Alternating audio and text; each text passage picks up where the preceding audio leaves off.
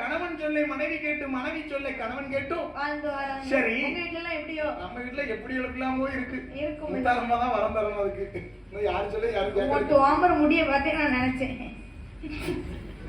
இப்படி கணவனும் மனைவி வாழ்ந்து வரக்கூடிய நேரம். அது வாக்கப்பட்டு போன இடம் தெரியலமா தெரியுமா? ஆமா. அதே போல நான் விட்ட போன இடம் தெரியல. வெட்ட போன இடம் தெரியல. தூங்கிட்டேன் அதான் மொட்டை அடிச்சுட்ட மாதிரி அடிச்சுட்டா பாத்துக்கோ.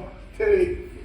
வாக்கப்பட்டு போன இடம் நல்லா இருந்தா உங்க கூட வர முடியுது. அப்படிங்க. சரி கிடையாது பாத்துக்கோ. சரி. கொஞ்சம் ஆத்த வாசலுக்கு இப்படி வரணும்னு எழுதி வச்சிருக்கேன். சரி. அந்த ரிஜிமுகா வர்ணனுக்கும் ரத்தக்கண்ணி பெண்குடியானவளுக்கும் ரத்தக்கண்ணி பெண்குடியானவளுக்கும் ஏகபோகமான சொத்து சுகங்கள் எல்லாம் இருக்கு. சொத்துலையும் குறை கிடையாது, சுகத்துலையும் குறை கிடையாது. ஆடு மாடு அடுக்குமத்த வீடு நஞ்ச புஞ்ச தோட்டம் துறவு எல்லாம் இருக்கு. கிழக்கு இருக்கு பத்தியா கருவக்காடு. சரி. அது உள்ள அவங்க இடம். மேக்க இருக்க இமயமலை.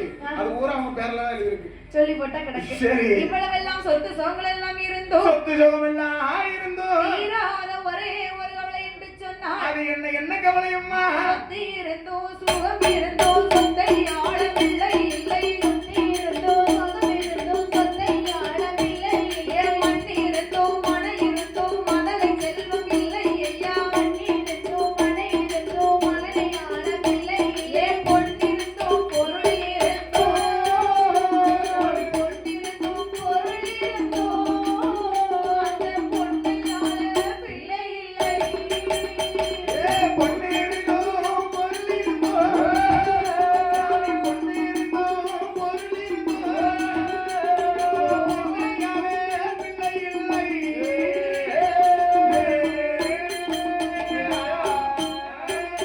ஒரே ஒரு பிள்ளை இல்லையா? ஒரே ஒரு குழந்தை செல்வமானது இல்லை. எவ்வளவுதான் சொத்து சுகம் இருக்கட்டுமே. சரி. ஆடு இருந்து என்ன செய்ய மாடு இருந்து என்ன செய்ய? ஆமா, அடுக்குமத்த வீடு இருந்து என்ன செய்ய, என்ன பயன்? மண் இருந்து ஒரு பயன் இல்லை, மனை இருந்து ஒரு பயன் இல்லை. ஒரு பயனோ இல்லையம்மா. அதை ஆழ்வதற்கு ஒரே ஒரு பிள்ளை இல்லை என்று சொல்லி அதை ஆள்வதற்கெல்லாம் ஒரே ஒரு குழந்தை செல்வம் இல்லை என்று சொல்லி கண்ணி அழுது புலம்பித்தான் பார்க்க. ஆமோ ஆமா என் கணவா ராஜமன்னா மன்னாதி